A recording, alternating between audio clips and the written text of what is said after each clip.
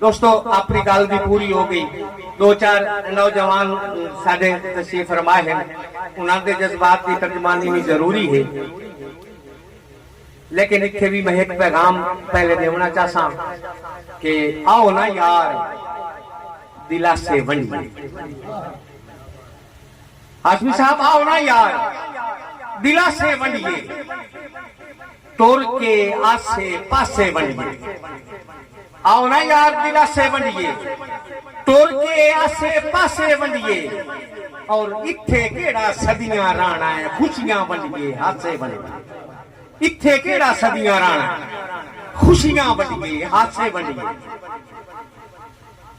और दो पैगाम अगर गवारा कर सो लेना तो यह है कि गुजारे कान खाता कर, गुजारे कान खाता कर, ये रजसे ता खराब हो से।